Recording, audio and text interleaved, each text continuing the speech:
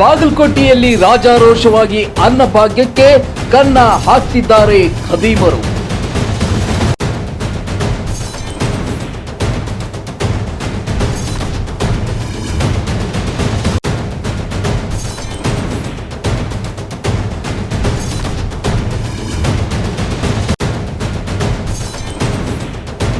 ಕಳ್ಳ ಸಂತೆಯಲ್ಲಿ ಮಾರಾಟವಾಗ್ತಿದೆ ಬಡವರ ಪಾಲಿಗೆ ಸೇರಬೇಕಿದ್ದ ಪಡಿತರ ಅಕ್ಕಿ.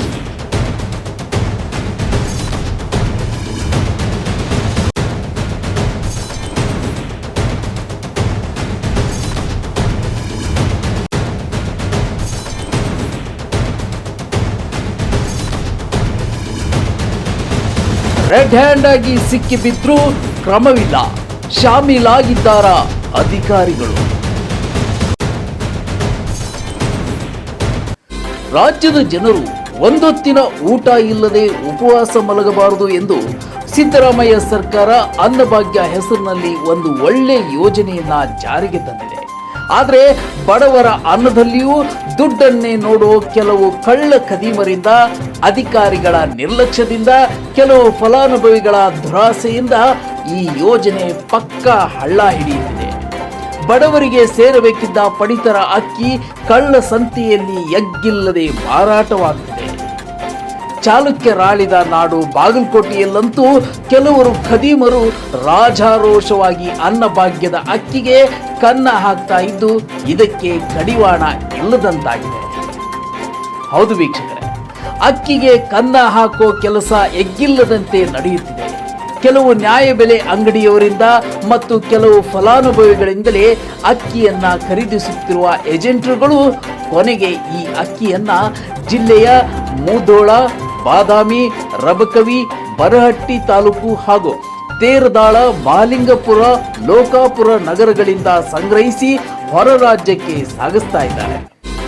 ಪ್ರತಿನಿತ್ಯ ಲೋಡ್ ಗಂಟಲೆ ಅನ್ನಭಾಗ್ಯ ಅಕ್ಕಿಯ ಮೂಟೆಗಳು ನಗರದ ಬೇರೆ ಬೇರೆ ಗೋಡಾನ್ಗಳಲ್ಲಿ ಸಂಗ್ರಹಿಸಿ ಅಲ್ಲಿ ಬೇರೆ ಬೇರೆ ಮೂಟೆಗಳಲ್ಲಿ ತುಂಬಿ ಅಲ್ಲಿಂದ ಹೊರ ರಾಜ್ಯಕ್ಕೆ ಮಾರಾಟ ಮಾಡುವ ಕೆಲಸ ದಿನನಿತ್ಯವೂ ನಡೀತಾನೇ ಇದೆ. ಈ ಬಗ್ಗೆ ನಿಮ್ಮ ಜನತಾ ಟೈಮ್ಸ್ 7 ಸಾಲು ಸಾಲು ವರದಿಗಳನ್ನ ಬಿತ್ತರಿಸುತ್ತಲೇ ಬರ್ತಾ ಇದೆ. ಆದರೆ ಆಹಾರ ಇಲಾಖೆಯ ಅಧಿಕಾರಿಗಳ ಗಮನದಲ್ಲೂ ಇದೆ. ಆದರೆ ಈ ಅಕ್ಕಿ ಕಳ್ಳರ ಕೆಲಸಕ್ಕೆ ಮಾತ್ರ ಕಡಿವಾಣ ಬೀಳುತ್ತಾ ಇಲ್ಲ. ಇತ್ತೀಚೆಗಷ್ಟೇ ಮೂಧೋಳ ನಗರದ ಮಹಾಲಿಂಗಪುರ ಬೈಪಾಸ್ ರಸ್ತೆಯಲ್ಲಿರುವ ಗೋರ್ಪಡಿಯವರ ಜಮೀನಿನಲ್ಲಿ ಅಕ್ಕಿ ಸಂಗ್ರಹಿಸಿ ಇಟ್ಟಿದ್ದ ಸ್ಥಳದ ಮೇಲೆ ಸೋಮವಾರ ಮಧ್ಯರಾತ್ರಿ 9 ಗಂಟೆಗೆ ಆಹಾರ ಇಲಾಖೆಯ ಅಧಿಕಾರಿಗಳು ಹಾಗೂ ಪೊಲೀಸರು ರೆಡ್ ಹ್ಯಾಂಡ್ ಆಗಿ ಒಂದು ಲಾರಿ 344 ಅಕ್ಕಿ ಮೂಟೆಗಳನ್ನ ಹಿಡಿದಿದ್ರು. ಈ ಅಕ್ಕಿ ಕಳ್ಳರ ಬಗ್ಗೆ ನಿಮ್ಮ ಜನತಾ ಟೈಮ್ಸ್ 7 ಸುದ್ದಿವಾಹಿನಿ ಸುದ್ದಿ ಬಿತ್ತರಿಸುತ್ತಲೇ ಬರುತ್ತಿದೆ. ಆದರೂ ಕೂಡ ರಬಕವಿ, ಬನಹಟ್ಟಿ ತಾಲೂಕಿನ ಸುತ್ತಮುತ್ತಲಿನ ನಗರಗಳಲ್ಲಿ ಇನ್ನು ಈ ಖದೀಮರ ಕಳ್ಳಾಟ ಮಾತ್ರ ನಿಂತಿಲ್ಲ. ತೇರದಾಳ, ರಬಕವಿ, ಮಹಾಲಿಂಗಪುರದಲ್ಲಿ ಇನ್ನೂ ರಾಜಾರೋಷವಾಗಿ ಅಕ್ಕಿ ದಂಧೆ ನಡೆಯುತ್ತಲೇ ಇದೆ. ಟೋಟಲ್ ಆಗಿ ಬಾಗಲಕೋಟೆಯಲ್ಲಿ ಅಕ್ಕಿ ಮಾಫಿಯಾ ಬಲು ಜೋರಾಗಿ ನಡೀತಾ ಇದೆ. ಬಡವರ ಪಾಲಿಗೆ ಸೇರಬೇಕಾಗಿದ್ದ ಟನ್ಗಟ್ಟಲೆ ಅನ್ನಭಾಗ್ಯ ಅಕ್ಕಿಯನ್ನ ಕಾಳಸಂತೆಯಲ್ಲಿ ಮಾರಿ ಕೆಲವು ಖದೀಮರು ಹಣ ಮಾಡ್ತಾ ಇದ್ದಾರೆ.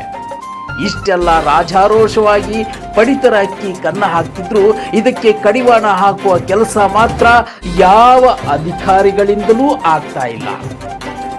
ಹೀಗಾಗಿ ಅಧಿಕಾರಿಗಳಿಗೆ ಈ ಬಗ್ಗೆ ಏನು ಗೊತ್ತೇ ಇಲ್ವಾ, ಅಥವಾ ಎಲ್ಲ ಗೊತ್ತಿದ್ರೂ ಏನು ಗೊತ್ತಿಲ್ಲದಂತೆ ಸುಮ್ಮನಿದ್ದಾರಾ, ಅಥವಾ ಅಧಿಕಾರಿಗಳೇ ಇದರಲ್ಲಿ ಶಾಮೀಲಾಗಿದ್ದಾರಾ ಎನ್ನುವ ಪ್ರಶ್ನೆ ಕೂಡ ಜನರಲ್ಲಿ ಮೂಡ್ತಾ ಇದೆ.